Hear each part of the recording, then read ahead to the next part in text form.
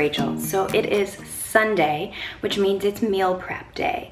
And today I'm gonna do something a little bit different. Normally when I meal prep, I actually like to plan out all of my meals, breakfast, lunch, dinner, pre-workout, post-workout in MyFitnessPal and put it in my little to-go containers so that way every day I can just grab them.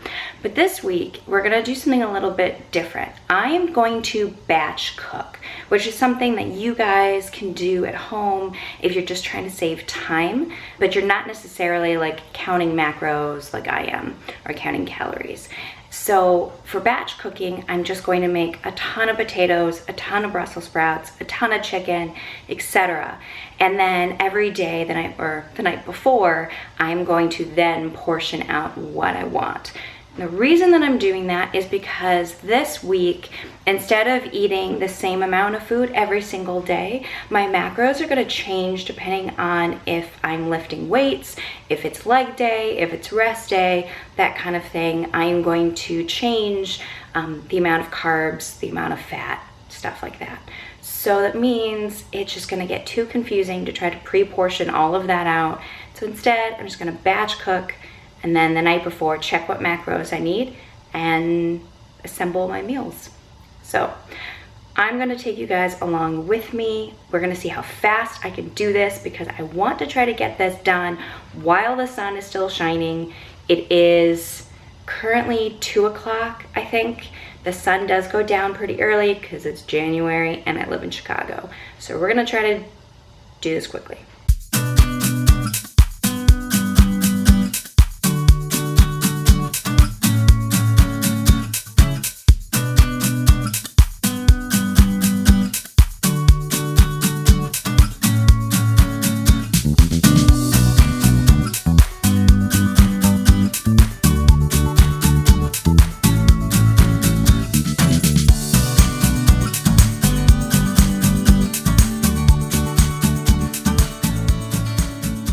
Okay, so I've cut up all my potatoes.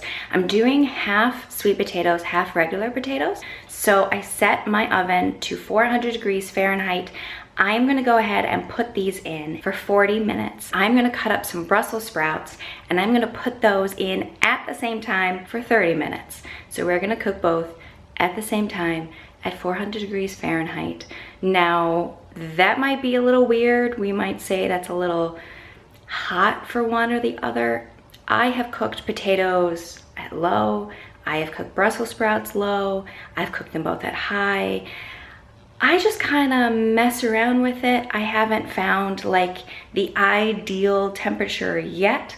When I do, I'll be sure to pass it along. But most of the time, I just kind of, I don't know, like practice and play around and see what works and what doesn't. I suggest you do the same. Yes, you could always follow a recipe online, but their ovens might be different, or you might have cut them smaller or bigger or whatever. So always experiment, have fun. This is supposed to be fun. So I'm gonna put these in the oven.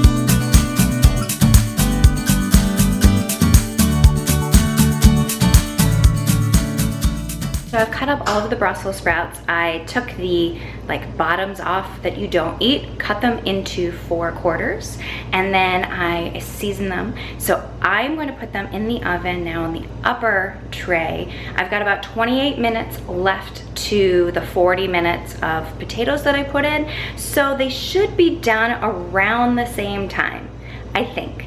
I'm gonna keep an eye on them. I will let you know when I take them out, just to give you an idea of how long they cooked for. So I'm going to put those in and I'm gonna move on to the rice. I'm gonna put the rice in the rice cooker. So in case you guys are curious, this is the rice that I use. This is just white rice, It is non-GMO verified. I actually buy this from Amazon.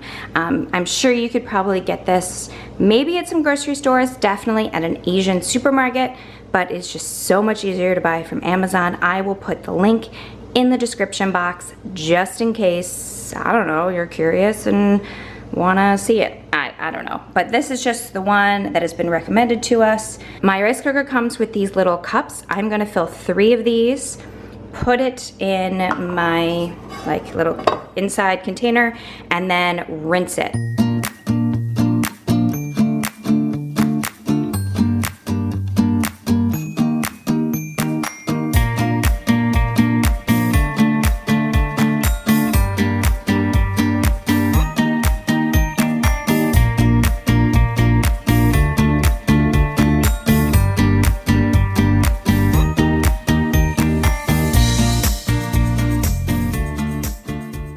So the rice is cooking, and what's great about the rice cooker, it's kind of like a crock pot. I just put it in there and forget about it. And what's even better is when it's finished, it'll actually switch to keep warm, and it can stay like that for hours. So what I'm gonna do is I'm gonna prep my chicken. Now, I buy frozen chicken breasts. The reason that I do that is when I used to buy like fresh chicken breasts, for some reason I could never use it fast enough. I'd always buy like 2 or 3 containers, like 2 or 3 pounds, and I would cook one and then the other ones would always go bad. So I've switched to buying frozen from Costco. It's not that expensive at all, and I hate defrosting chicken. So I've found that in the crock pot you can put frozen chicken breasts straight in there, maybe with a little bit of water, leave it for about 8 hours on low, and you can have shredded chicken breasts good to go. But recently I purchased an Instant Pot. Now, an Instant Pot is a pressure cooker. You might have seen like the old pressure cookers that you would put on the stove. This one is kind of like a crock pot, but it cooks with pressure, which means it'll cook really, really quickly. And what used to take like 8 hours in the crock pot takes 11 or 12 minutes in the pressure cooker, plus about 10 to 15 of it to pressurize. But that's not a big deal because, again, it's like a crock pot. I'm just gonna put it in there, I'm gonna forget about it, and then when it's ready to go, I will take it out. It also has a keep warm setting once it's finished cooking, but this one, because it doesn't take that long, I just kind of keep my eye on it and empty it when it's done. So let me show you how I use the Instant Pot. I'm kind of in love with it. I got it on Amazon on Black Friday or Cyber Monday. It was on sale, but I will definitely be featuring this for more recipes because I love it. Okay, let me show you my chicken. So this is the frozen chicken breast that I buy. Kirkland is just the Costco brand.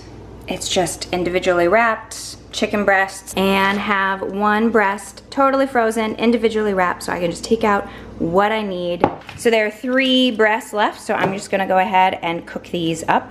So let me unwrap these and put them in my Instant Pot. So the chicken is in. I just literally throw it in there. I've turned my Instant Pot on, or I should say I plugged it in. So I'm going to add half a cup of water.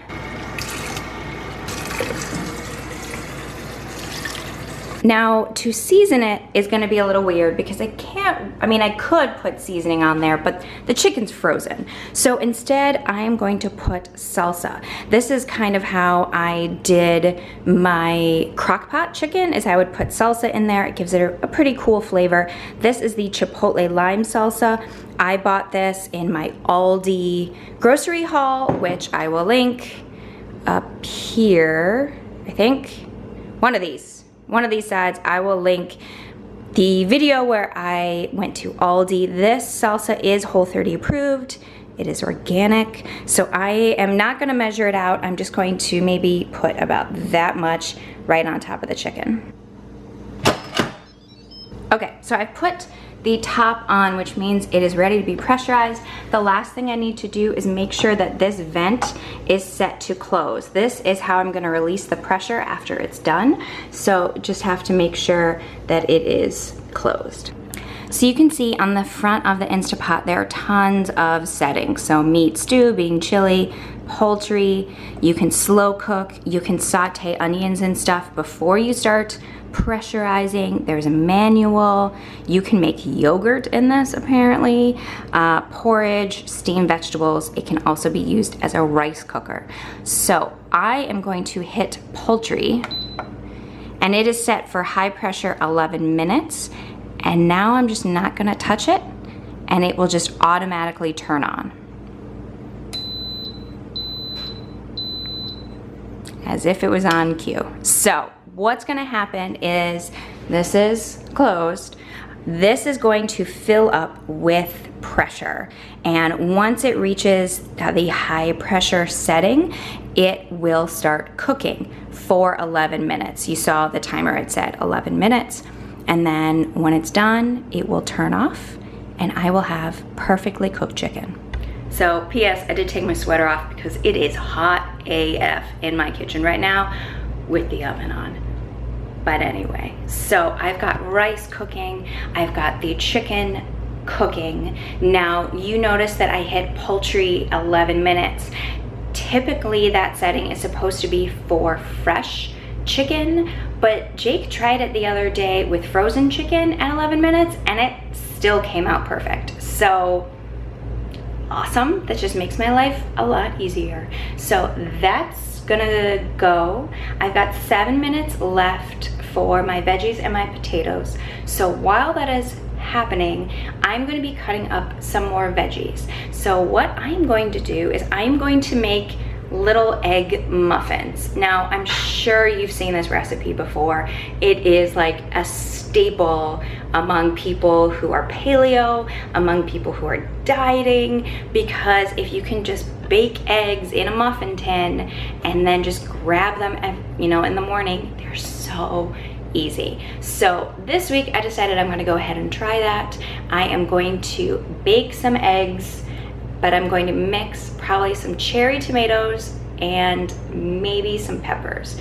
We will see. So I'm gonna cut those up while everything in the oven is cooking and then be able to switch those out. So let's keep going with the cooking.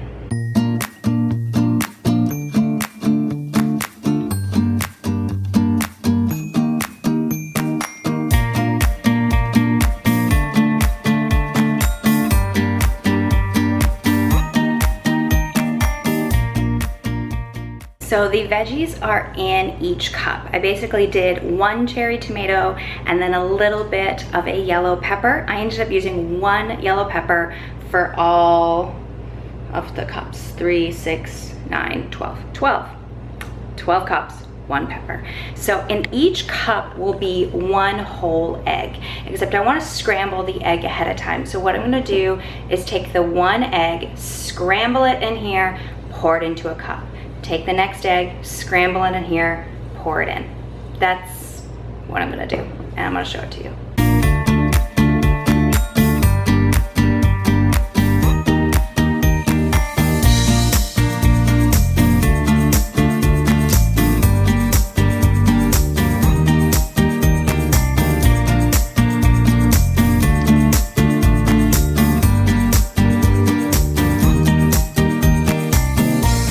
So these are ready to go. Now I forgot to mix in seasoning. Probably when I was scrambling the egg, I should have put salt and seasonings. Definitely forgot. So I'm gonna do an experiment. I'm just going to put a little seasoning right on top. I have no idea if this is gonna work or not. We'll find out. And in case you were wondering, the seasoning I'm using is the tahini stuff that I really love. My potatoes and my Brussels sprouts are done. I'm letting the oven cool down. I want it to get to 350. It was at 400. I want it to be at 350 for the eggs. But here you can see my roasted potatoes, my shriveled up sweet potatoes, which is whatever, and my Brussels sprouts are nice and crispy. My oven is ready, so I'm going to go ahead and put these egg cups in. So the egg cups are in the oven. Now, when it comes to cooking times, I have seen it all over the place. I have seen some people say it takes as little as 10 minutes. I have seen people say it takes as long as 30 minutes. So I've set it for 25 minutes and I'm gonna keep my eye on it so it doesn't burn. But while that is cooking, I'm going to go ahead and put each of the things that I cooked in their own Tupperware container, so that way throughout the week I can just grab what I need from it. So I'm gonna do that now.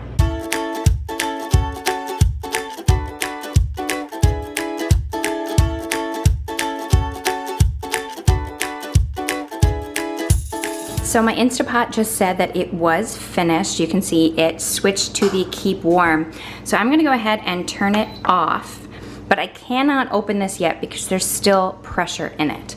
So you can tell that there's pressure in it because the silver button is still popped up. We want that to go down. So we can either just let it sit for a second and all of the pressure will be released naturally, or I can hit this little escape thing and let the air out. So I'm gonna let it sit for like a minute or two while I finish things up, and then I'm going to depressurize it. Okay. And you can't see it at all, but there is steam coming out of this thing. So as you can see, the little knob thing has lowered, which means it is now safe to open. So we're gonna open this.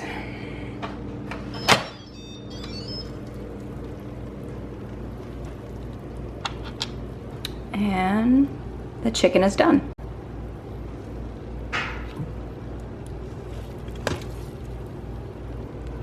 So I went ahead and I shredded up the chicken because that's just what I do. It makes it nice and soft and moist, not overcooked. The only thing to keep in mind is if you have very large chicken breasts, they might need more than 11 minutes. So just something to keep in mind. If they're small, 11 minutes is plenty of time from frozen. But if you have the really, really big ones, I would probably add, like, I would say go up to 13 minutes, and that should be enough. So that is all done. All I'm doing is just waiting for my rice and my eggs.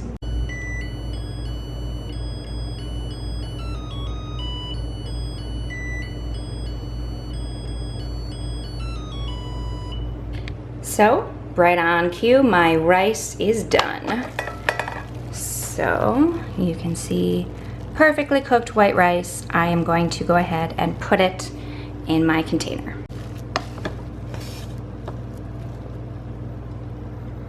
So I thought this was kind of cool and should show you guys. These are the eggs cooking. I've got about 7 minutes left, and you can kind of see they're like puffing up, but the top still isn't quite cooked all the way. So I'm going to keep cooking them. I do think it's gonna take about 25 minutes total. And that's pretty much it. That's the only thing that I am waiting for. Everything else is in their Tupperwares, totally ready for the week. So I've got a ton of rice. I have my chicken in here, my sweet potatoes, my Brussels sprouts, and my regular potatoes. So we're just waiting for this. 6 minutes to go. So I just took my eggs out. I ended up adding another 5 minutes. So it was 30 minutes total at 350, and these are definitely cooked. So I'm gonna have to let these cool until I can pop them out. But what I'm gonna do is I'm gonna pop them out and individually wrap them in saran wrap and put them away. But here is the end of my meal prep.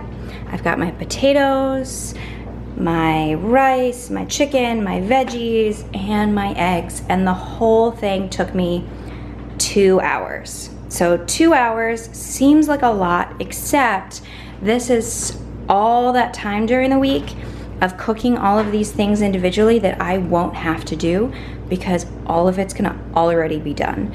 So just think, could you use an extra 2 hours Monday through Friday because your food's already done? So I'm actually just gonna end this video here. The eggs are gonna cool and I'm going to put them away, but I think you got the important part because I need to run to the gym before it gets too late. The sun is finally going down. I just made it in time.